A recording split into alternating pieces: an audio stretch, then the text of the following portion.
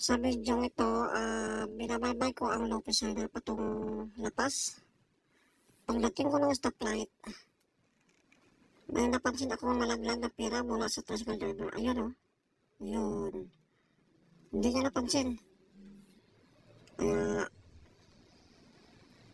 Inintuan ko, pinulot ko yung pera.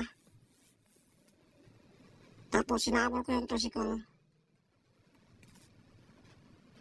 Dito, hindi ko napansin kung nasa na yung tricycle. Lumiko ba sa kanan o lumiko sa kaliwa? Kasi naharangan ako ng taxi.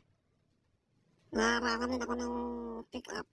Kaya nung kumanan ako dito, ayun ang napansin ko, tricycle. Kaya ayun ang hinabol ko.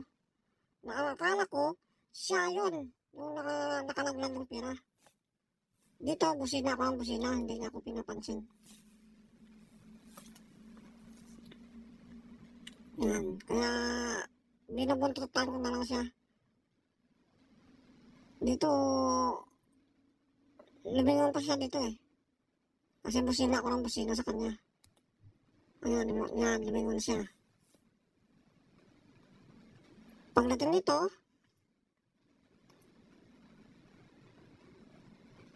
ayan, pagdating dito, kinat ko na siya.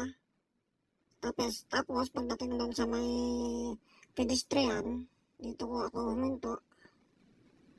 Din, inantay ko siya lumapit. Ang tagal niya lumapit. Dito nag-usap kami. Sabi ko, may nalaglag na pera sa tricycle mo.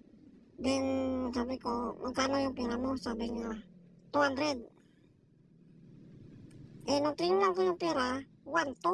Sabi ko, 1-2 ito eh. Sabi niya, oo pala, pocket money ko pala yan. Alawas ng anak ko, sabi niya. Kaya, nagmamadali ako. Kasi nga, may susunduin pa ko sa hotel. Then, binigay ko na yung pera sa kanya. Kawawa naman yung may-ari ng pera. Mga after 1 hour, tinignan ko yung dashcam. Yun pala, doon ko nakita sa dashcam na iba pala ang may-ari. Kawawa naman, nag-aangkat ng isda. Pagdating sa fishing port, wala na pala siyang pera. At yung shout out mula sa mga tricycle driver na binigyan ko ng pera. Yung umangkin na hindi kanya.